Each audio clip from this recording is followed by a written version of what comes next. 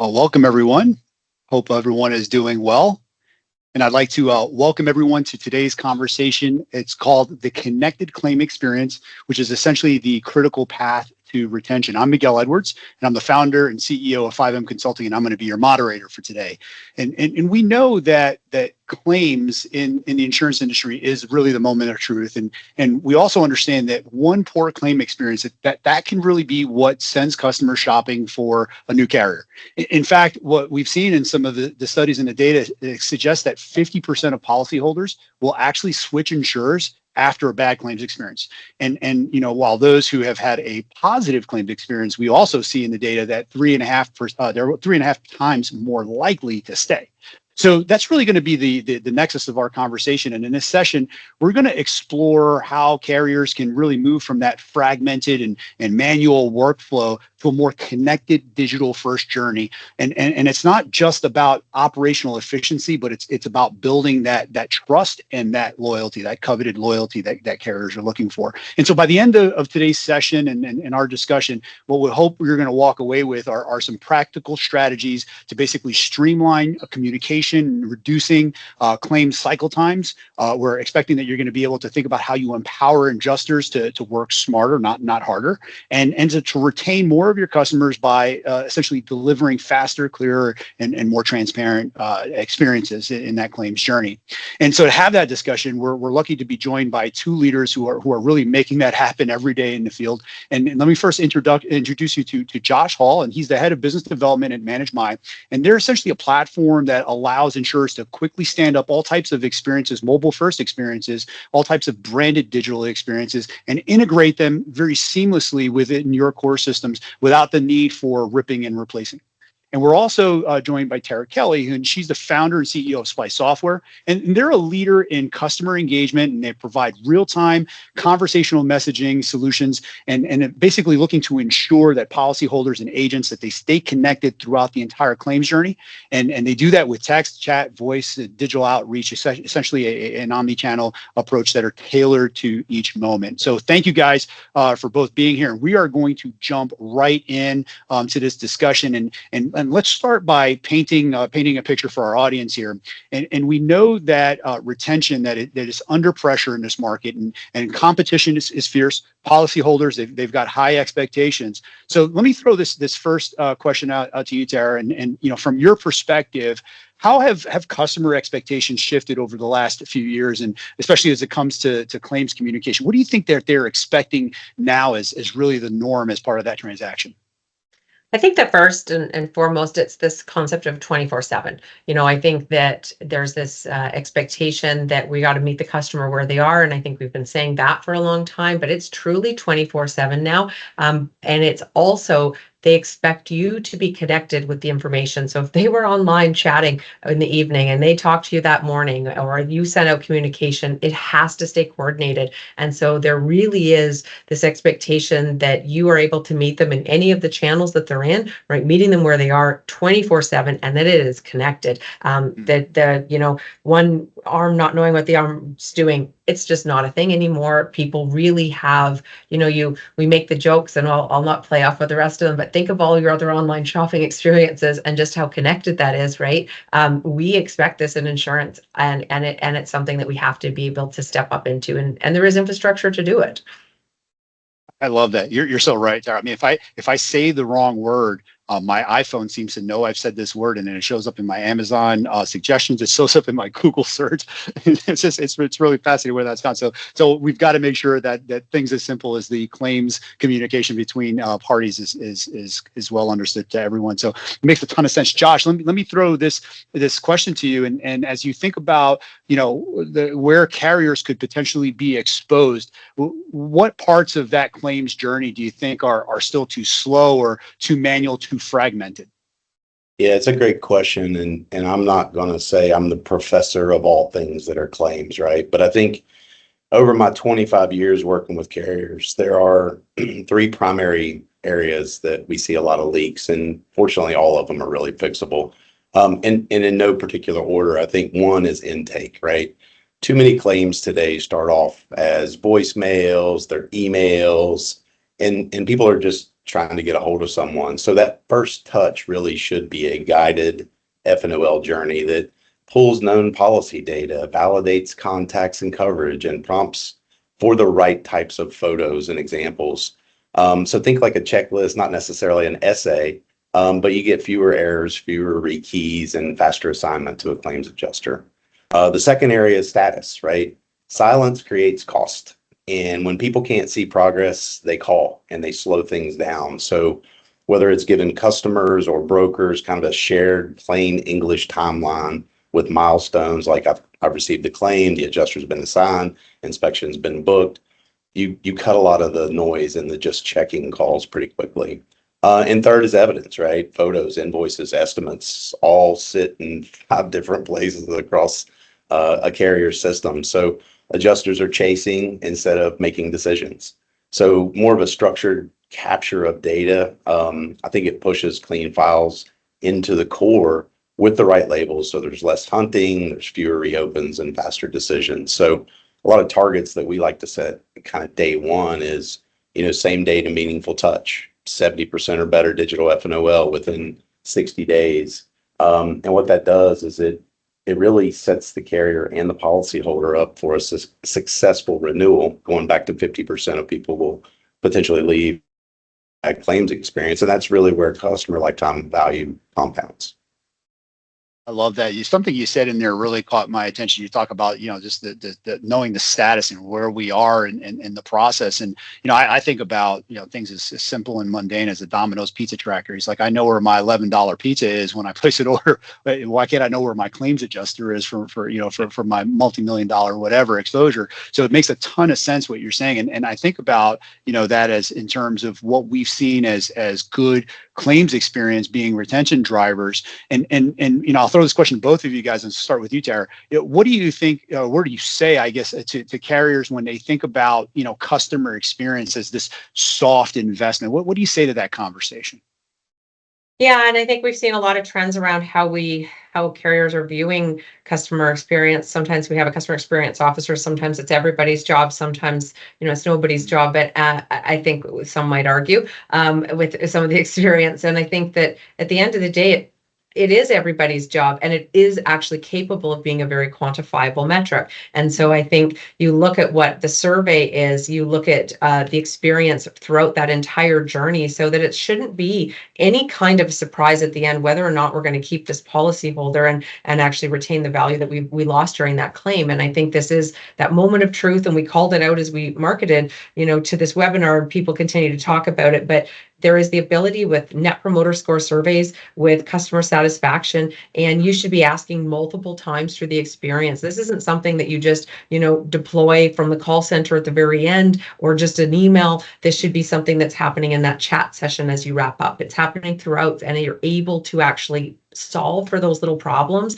especially in a time where we've had so much change, right? There's been so many different channels introduced, new players introduced. We have a brand promise as a carrier, right? Every carrier has that brand promise of how you're going to be there for them and take care of them in that time of need. And I think that there's a lot of organizations that are tying bonuses, compensation to that key metric. And I think you don't want to be scared to get out there and get that data, because you can actually get granular information. People will give that to you and improve the areas that do have the struggle. And what we do see from our survey customers is so frequently it really is the lack of information or the continuity between two channels, right? That they're having a chat session and then they get an email that says something different because it was a time delay issue and syncing of data. And so I think there is a need for the architecture to really support across the board. And maybe I bring that up as part of what is quantifiable, but that customer experience, it really hits your income statement.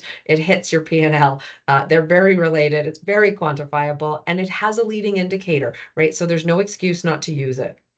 Yeah, 100%. I mean, Terry, I was actually thinking about that. You took the words right out of my mouth. That notion of a leading indicator, a lot of our KPIs in insurance are lagging indicators. We talk about the retention rate. I mean, it's too late. It has happened. We lost the customer. Whereas if you look at NPS, you look at CSAT, those are leading indicators to that potential retention rate shifting, or even your quote to bind rate, your close rate. And so 100%. And you're also speaking to something that, Josh, and I've always talked talking about data, data is the core, it's the key, and the infrastructure to capture those data elements to drive that value is super important. So right on, Tara. I totally agree with that concept of measuring that measurability of that customer experience. We've got an audience with us, and we'd be remiss to not leverage some intelligence from the field, if you will. And so let me throw a poll out to folks, those of you who are online, and let me ask you about your organization and ask you, where do you think you currently face the biggest challenge in that claims process? And is that going to be at the FNOL intake process, or is that going to be just with general communication gaps? Does that speak to perhaps adjuster or administrative bottlenecks, or is there just perhaps just an overall lack of visibility across all channels? Where are you in your space seeing these biggest issues? Let's see, a couple minutes for this poll to take place here. I'm just waiting for these results and see how we do. And look at that, the results are coming in. And while we're just waiting for some of those results to come in here, Josh, I just throw a quick question at you. Thinking about just the FNOL piece alone. I mean that just seems like just such a table stake dynamic here, and quite frankly, it's kind of interesting that it's not something that we've been able to nail. What kind of thoughts do you have on that FNOL process? I feel like we have to kind of reframe our mind to a certain degree in the business that we're selling isn't necessarily the policy, it's the claims experience at the end of the day, right? And the claims experience is really good operations with empathy and a human tone. So faster first touches, fewer status calls, like I've mentioned before, those are really hard outcomes. And when these lines really move in the right direction, the soft versus the hard debate ends. So the side effect that we love to see is adjusters stop playing scavenger hunt and they start making decisions. And that's good for the customers and it's good for the book. It's exactly right. So I'm looking here at the poll result, and it's actually pretty interesting here. It looks as though most folks are actually looking at that FNOL process as really some of the challenges that folks are facing, and so it makes perfect sense, and definitely an area to focus on as we move forward, thinking about digitizing that experience for the future. Let's continue the conversation, and let's talk a little bit about what a truly connected claims experience looks like, and also to highlighting how that differs from the legacy approach. And Josh, while we're chatting here, let me just throw this question at you and ask you to walk us through what that transformation looks like from a legacy workflow, whether we're talking about call centers and PDFs or manual handoffs, and take us to what's even possible with a platform like ManageMy. What's different for the carrier and the customer in that experience? Yeah, SC is call, email, and a lot of guesswork, right? PDFs are bouncing around and no one knows where the claim really stands.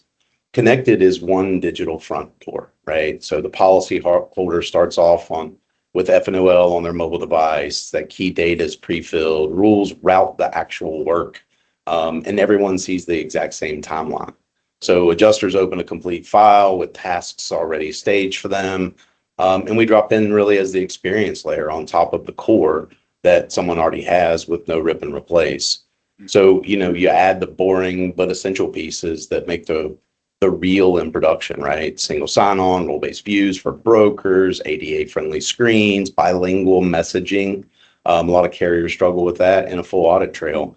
The payoff is shorter cycle times, fewer handoffs, and a much calmer workday for everybody that's involved. Amen. No, I hear that. Just keeping everything streamlined and everybody organized makes a ton of sense. So along those same lines, Tara, let me ask you, when you start thinking about the real-time, kind of communication dynamic, where does that come into play, and how do you see, kind of proactive outreach, whether it's pre-event storm notification or status updates? How does that change the trajectory of a potential claim?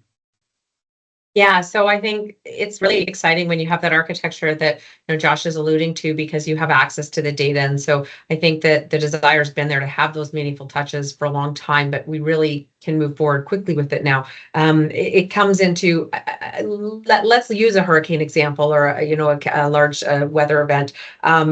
You look at that, you have an opportunity based on the data to understand quickly, is this possibly, straight through processing? Do we know this area is getting absolutely pummeled, and we can be incredibly efficient about that? Do we need to launch, an AI, a bot-based FNOL intake, because we are going to have to send an adjuster out? We may have to actually be on site, and this is going to be longer because this area was on the fringe. And I think one of the things when we look at that proactive messaging and being able to be real time with those communications is we have the chance and the access to really be more meaningful. I love the third one as well, and it's been scary to use until data confidence was higher, but we can actually do fraud prediction. You can look at the data, you look at what actuaries have today. We have real-time feeds on everything from water within the infrastructure within your municipality to weather events in satellites in the sky. We know, hey, guess what? Your roof wasn't just hit with this hurricane. This is very likely to be fraudulent based on all of our data. And so the real-time messaging to that individual can be very different and still very, humanized and engaging and kind, and just say like, hey, we know it's unlikely that you had a major weather event. However, if you do need to support it, and you're kind of hinting like, hey, I know I'm not just operating in the blind. And I get really excited about that, because I think we've been buying this data and using this data, but we really get to add value. At the end of the day, we know we're having far more claims events, and some of them are actually less severe, but there's so many events. And so the cost of these can get to be so high. Some of them obviously cost as high as well. But if we can try to bring fraud out of the picture, if you look at the percentage of fraudulent claims, it is still way, way too high. And you look at great companies bringing in that live data stream, this is a chance to leverage this. And that's the kind of real-time messaging. It's also knowing that if you are in that situation where this is a total loss, we're going to be offering hotel vouchers. You've got long-term stay accommodation, right? You're texting through links with the right access so that that's a seamless experience for that family that's displaced and it's a really bad time, right? And so having the effort and empathy throughout that process, but also defending your bottom line and delivering customer service married together, right? And I love that those things happen in conjunction, because it's not just about maintaining and growing your book of business. It's also about defending those premiums. And part of that is really drawing the line at fraudulent claims. And I think that that's something sometimes we just don't talk about enough.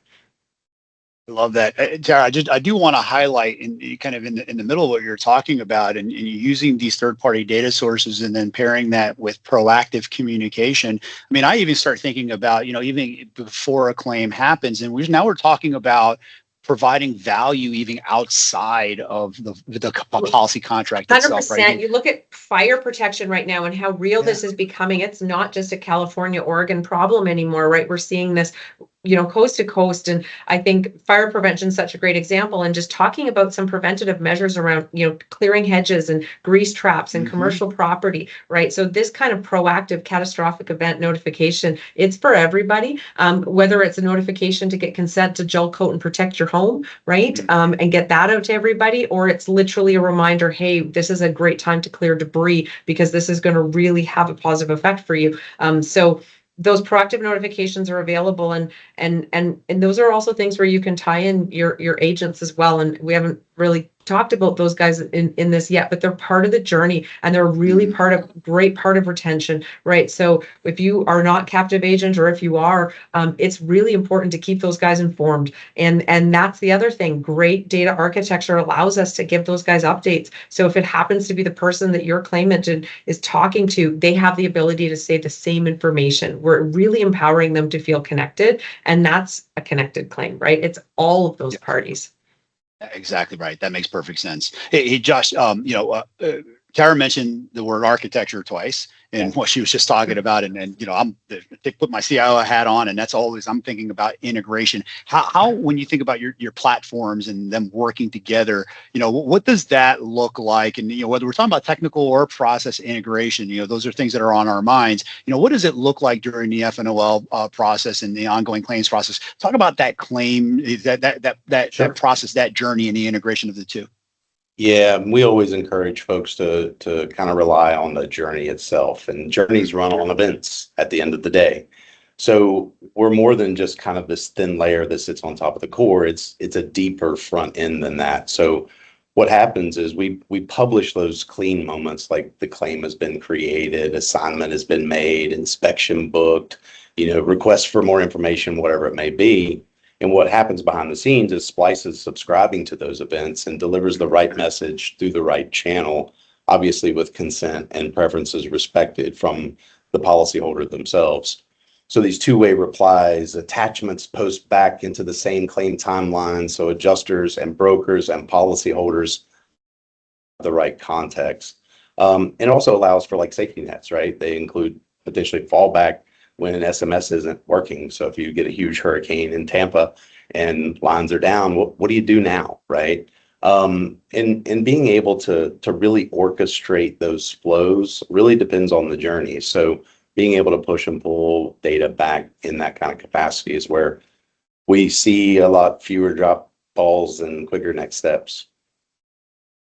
Makes a ton of sense. I love that. And Tara, please. just want to, jump on one thing and out there. I think it's such a critical point. It's being really multi-channel. We've talked about that word for a long time, but that has to include your web chat, right? So in that instance where, you've got all towers down and that person finally gets somewhere where they have some connectivity, right? You got to be able to make sure you're keeping that connected. So it's the call, the text, the email, the chat, all of them. And I think that we just have to really open our eyes to be where our customer is and realize that connected devices are becoming everywhere. And we really want to be ready to be where the customer is and keep our mind open when we're building a strategy of that single view of customer. Yeah, I love that. So the architectural components all come together, and we've got event-driven architecture, which is obviously the key of where we're headed, and then obviously the various form factors meeting the customer where they are at their point of need. So that means it makes a ton of sense as well. Let me go back to the audience, by the way, and offer another opportunity for us to collect some information from you. And let me ask you in this poll, when you think about the things that are going to make the biggest difference in the policyholder retention efforts that may be going on in your organization, what do you think are the biggest drivers to that? What would be the biggest drivers? Is it going to be a faster claims resolution, or perhaps more personalized communication, real-time communication, or maybe easier self-service? And then we talked a little bit about, Tara brought in the concepts of the agent, driving stronger agent involvement. What do you think drives more policyholder retention type dynamics here? And give a couple seconds here for some of these answers to come in, because these are decision points that our executives are thinking about on a regular basis, so that we can make these investment decisions. And it looks like we've got everyone is faster claims resolution. It seems like that's where the bulk of it is, with a number 2 coming in with more personalized communication. So really, really interesting that all kind of comes together. And we talked a lot about the speed of that. So let me kind of continue on with this, from a real world perspective. And Josh, throw this question over to you. And thinking about faster claims resolution, et cetera. Can you walk us through that claim scenario and help us? Whether we're talking about a weather event or whatever. Where does the carrier use ManageMy to kind of set up that mobile first FNOL and that workflows automation? How does that work? Yeah, so think of it, 3 phases over 72 hours, right? So pick on a hurricane in Florida, right? So before landfall, how do you identify the policies that are in the probable impact zone and send a short prep checklist, right? Ask for current condition photos, share some safe storage tips, throw your chairs in the pool, whatever it might be, and remind people how to start the claim. They may not even know that you have a mobile FNOL available to them, right? And that pre-work really reduces disputes later on. Right after impact, policyholder taps a link, they maybe confirm their safety. There's that kind of empathetic flow. Follow a guided photo capture so that first upload is usable, right? And the deep front end really kind of validates coverage, opens the claim in the core, routes it by peril and severity, obviously where rules allow. And then maybe even during a surge, right? Turn on cat mode. How do you throttle outbound so people are informed without being spammed? Leaders see a live heat map of claims by region and severity, potential backlogs that may happen, right? If there's a severely impacted area. But also brokers can see some of that same status that their clients see, right? So they can answer questions without calling the desk. And one thing we overlook a lot of times is sometimes the agents or brokers are also impacted by the same storm. So they really want that to be front and center as they take care of their families and they take care of their customers. And it's always about messages that work, right? Claims received. Here's your next step. We're going to inspect you. An inspection is going to be booked. Here's a scheduling link. Give us these specific photos.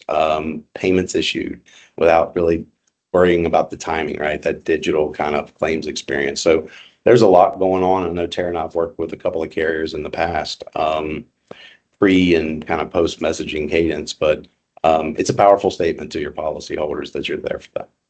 Yeah, I love that. I especially love how you kind of pointed out all that pre-event messaging. I mean, I think I had to evacuate from 2 hurricanes in Florida last year, and I don't think that my insurance policy was top of mind for either of them. And so if I actually needed to file a claim and, I hadn't gotten any messaging, I would have been fumbling for that, where do I submit this FNOL? So I love that. And Tara's, you think about some of that messaging and, think about, some of the ways in which, SPLICE can step in during that claims process to deliver that proactive or more personalized messaging. How does that work to actually improve the resolution time or the satisfaction experience for that customer?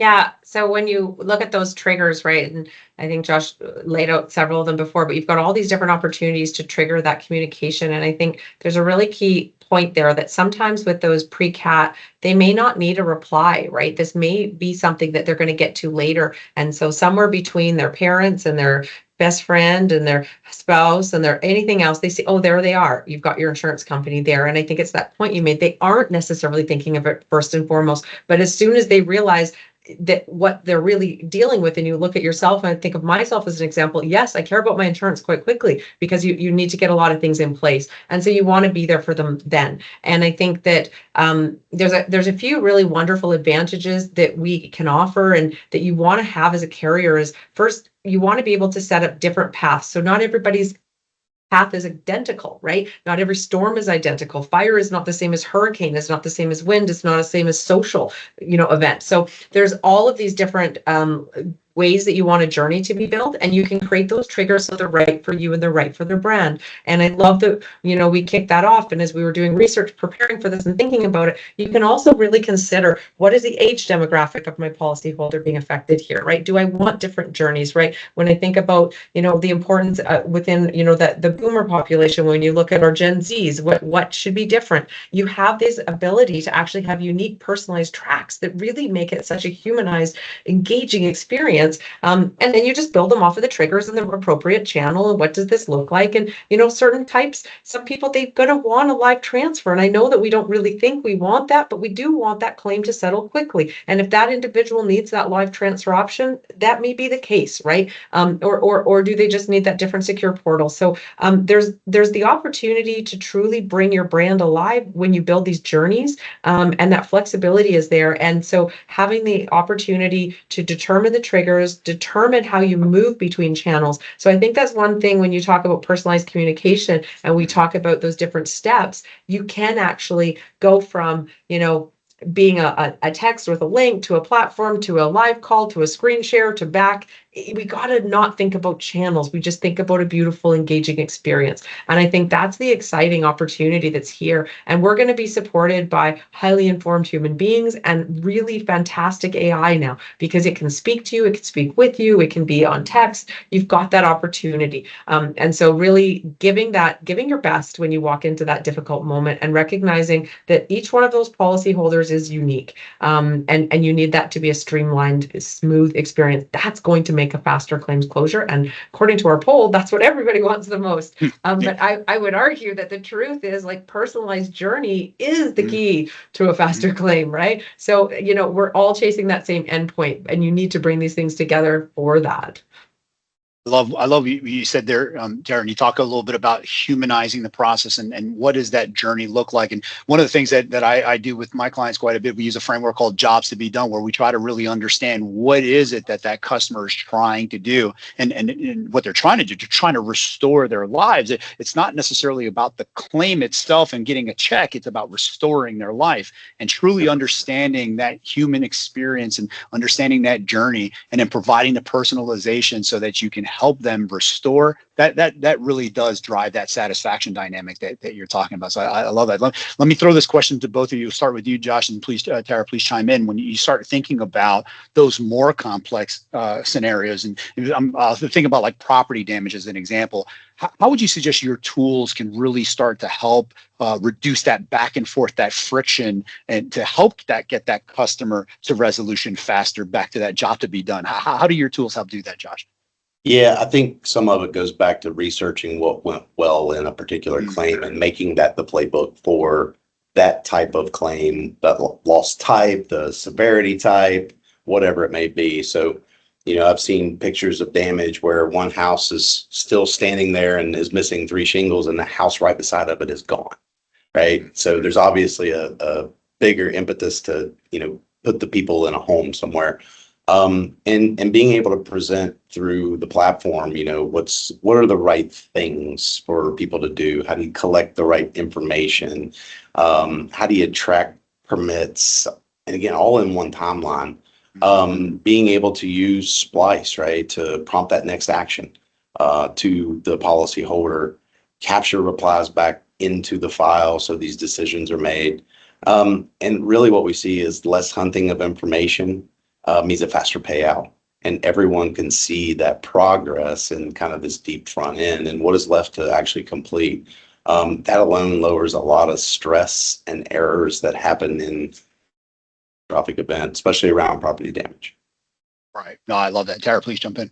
Yeah, so I want to loop back to what you're talking about, the satisfaction, because when you do it well and you can create these personalized journeys, you also get a chance to then survey that satisfaction, and then you get to share it again out. And I think that's the other thing I just really wanted to add there, is that it's just really delightful to have rich content of genuine user reviews, right? Talking about that experience. And that's what they're going to talk about, is they sent me that proactive notice. They let me know that my photo actually wasn't good enough and I could just retext them a new one, right? Or put it in the chat, right? Like, they're going to tell the story of when you made their life easy to get them back to the life they want, right? And I think that is the ultimate win. And I think it's so interesting when you look at the demographics and how much we're trusting that online survey review and the opinions of what we believe to be our peers, right? And so when you think about where those specific things happen, when we bring in those proactive notifications, those are all those opportunities to surprise and delight that will show up again later in their ability to relate back to their life. And so having that cross-channel experience, having them highly personalized. One of the really simple ones often is if they do need new photos, right? They think, I submitted everything, check, and the app says I'm done, right? This, like, nuts and bolts of it, that is one of the number ones where you have to do that extra nudge. Say like, hey, guess what? Sorry, we need to redo on this one and this one. And then you maybe include a little link to best case photos, right? Because to the point, the ones that were done well, this is what they looked like. And I think the other opportunity here, that these systems are just getting smarter and smarter. This kind of data is built for AI. It can look at the cases that close the fastest, what was the common threat. And it can be something as crazy as, oh, we sent them the link of exactly how we need the photo to look. Right? Like, there's sometimes easy answers. Maybe it's an adjuster appointment 3 days in advance because these people are staying further away, right? There's these little nuances that belong, and they're in this story already. So it's great when we can bring that in and then build it into the best practices. So yeah, there's a ton of opportunity that, the FNOL intake is a huge part, and then having that guidance throughout. And that's easy to automate today and keep it in the right channel for the stakeholder, really, and get them back to their life.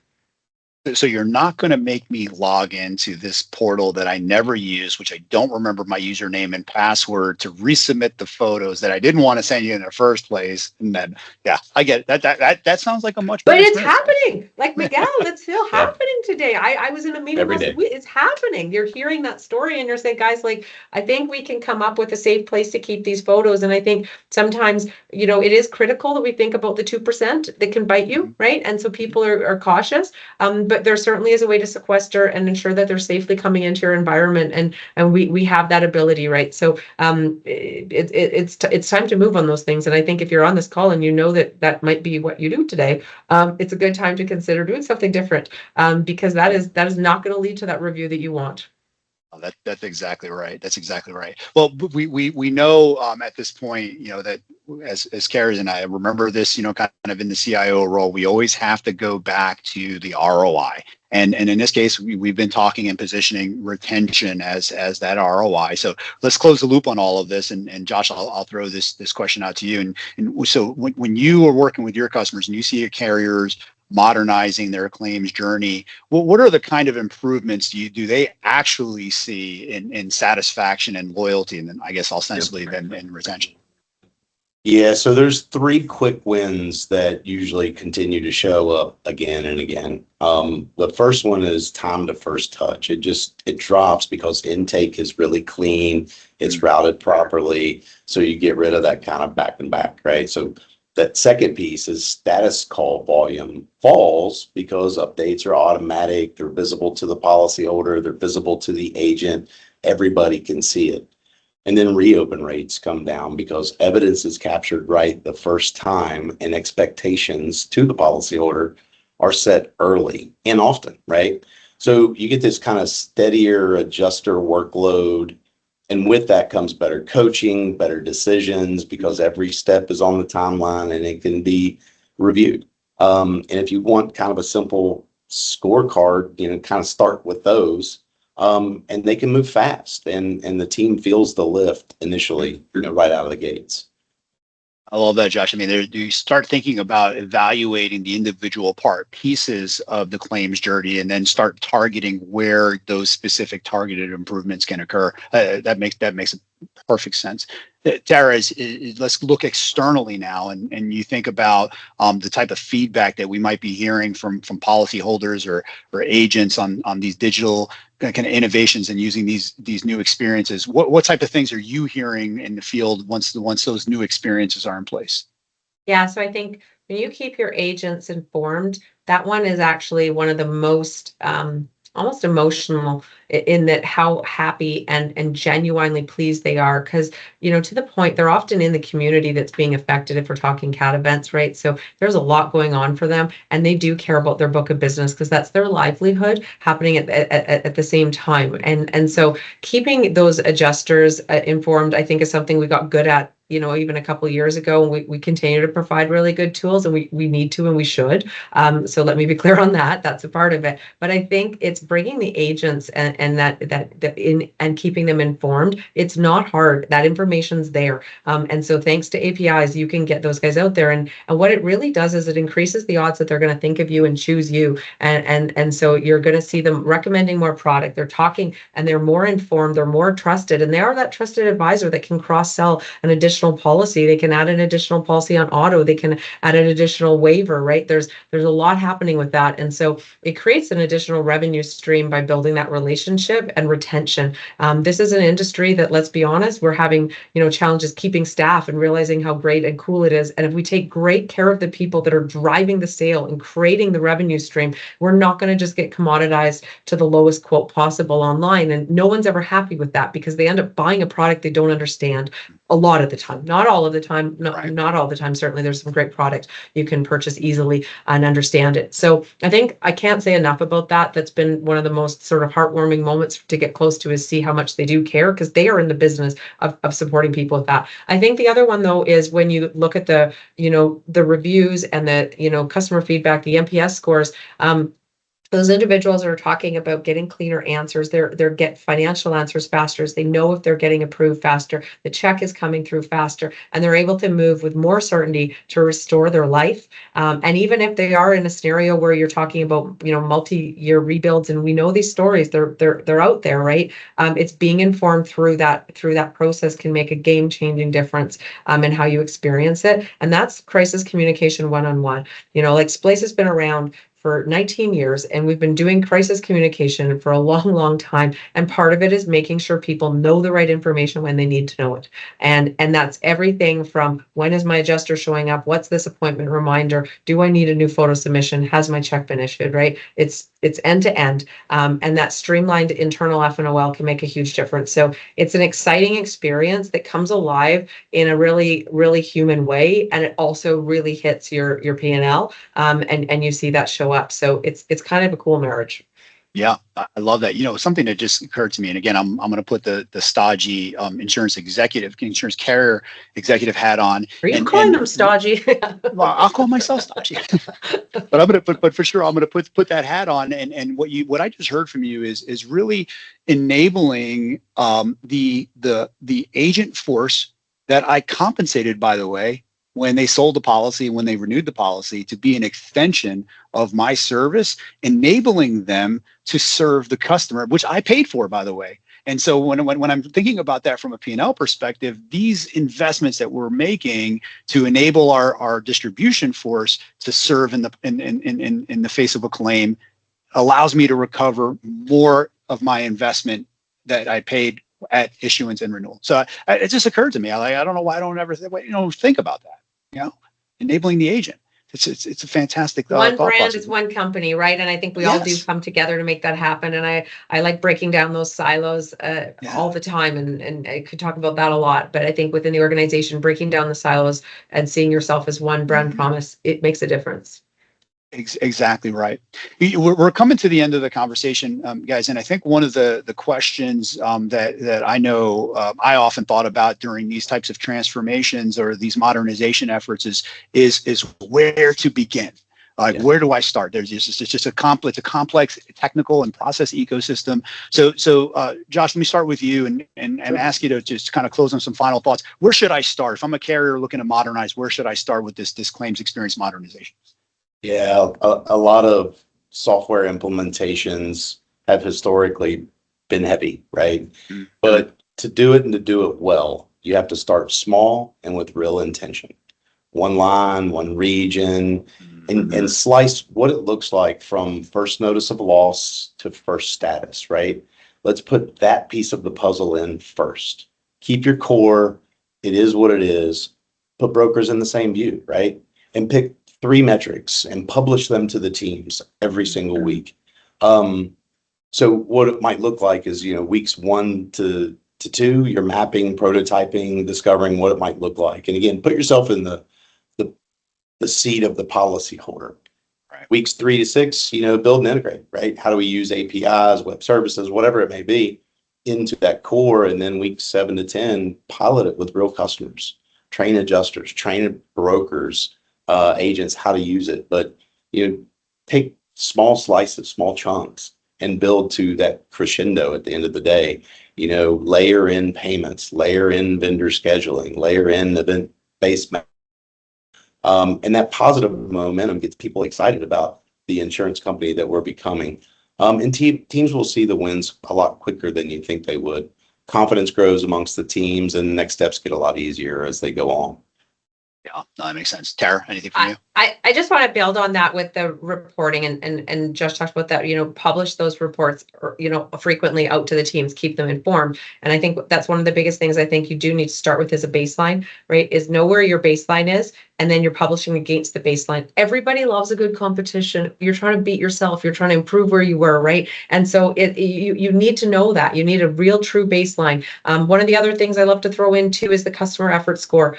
Understand, did I make your life easier, right? Just because you got all way more connected and everything got better, did anybody's life get harder because of this? Because sometimes that can happen, and it doesn't when you do a good job in that 1 to 2, with the journey mapping and building out the flow, but it can. And so I think we generally at SPLICE come in, sort of more week 3 to 6. Afterwards, we start to plug in and say, here's how this is playing out, and here's how we're reporting back. But making sure the right people have the information, that's how you build the use case to go across the product lines, right? And that's where you build the confidence that you're really going to hit those metrics that you want. So I can't say enough about the importance of baseline and then reporting against. I think that is where you really need to start. So if you're not sure, start baselining where you might have some of your biggest wins. I will just anecdotally add to, probably more than anecdotally, inbound call center reduction is the #1 thing you're going to see first. When you're doing a good job with it, immediately you're making some money back there, immediately. And there's other high value calls and things those people can do. Don't be scared about losing staff if that's your worry. More on that for another call, but I think it's so real how fast that ROI will start to hit, and then slowly through those retention periods, you're really going to see that's customer satisfaction driving retention and cross sell, and it's pretty cool.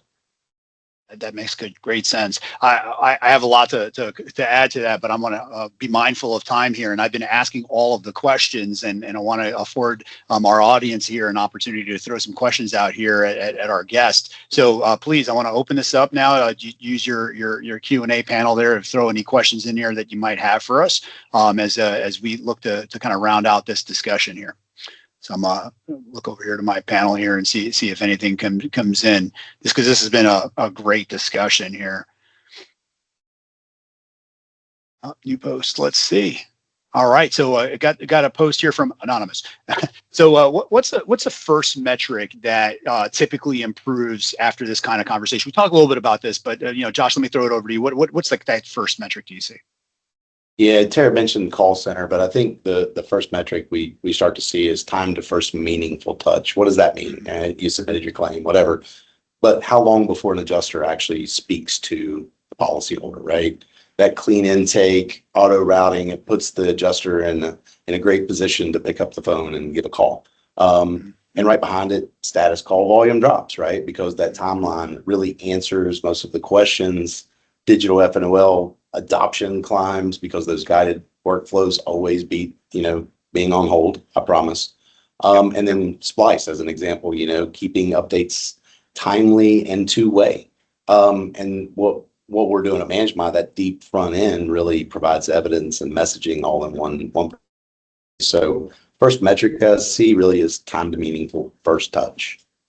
Love that. Anything from you, Sarah? Yeah, I mean, I think you're right. And I think for us, the one that we see with once we're there with the story really is that call center reduction and then the CSAT. But you're right. The first thing the carrier is seeing for sure is that meaningful first touch. Absolutely. And it is measurable, which we all like. Yeah, got that.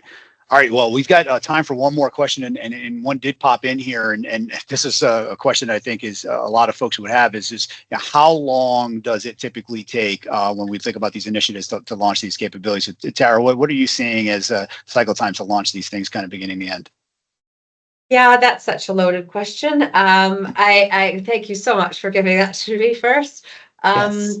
It can be, it's months. It can be months. It shouldn't be years. I want to say that it should not be years. Something's wrong if you're being told it's years. I think it depends on the approach. And so the people that have the greatest success and speed to market are going one product line, one region, and standing up that product right from start to finish. And I think that can make a tremendous difference for speed.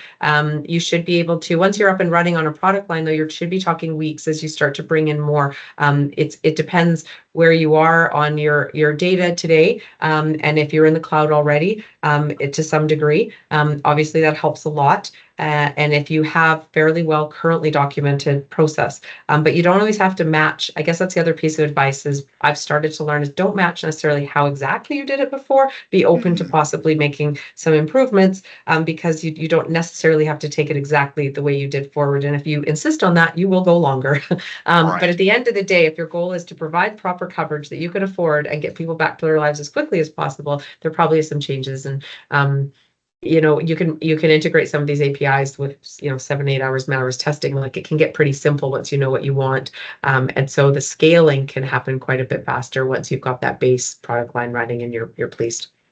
Roger. On your side, Josh, what are you saying? How do you eat an elephant? One bite at a time, right? So I'll echo what Tara said.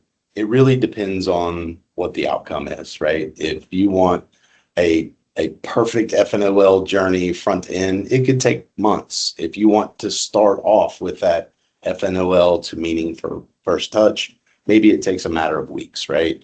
So it really just depends on what the overall outcome is that you're looking to drive, where the data resides, how you use that data to drive things forward. So when I'm working with carriers, I always say, start small, right? Let's crawl before we walk and walk before we run.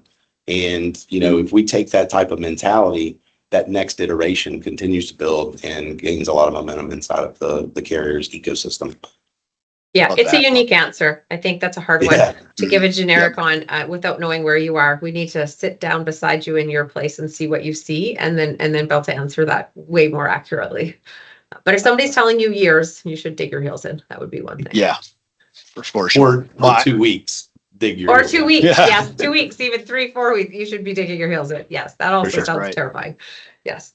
I said that it was going to be the last question, and I apologize. I lied because I just saw this one other question that came in that I think we got to get out there. But it should be a lightning round question, so I'll ask you guys to both answer quickly, and I think you can, because the question is: can the connected claims journey be implemented without replacing your core system? I had to ask that question. So real quick, lightning round, Josh and Tara.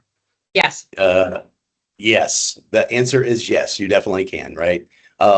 Being able to take what the outside of the insurance company sees and make it this kind of deep front end, these beautiful journeys, and what the inside of the company sees, and keep those things separate but connected. It happens all the time. And we're working with, 40 plus carriers that do it. So yes, you can do that.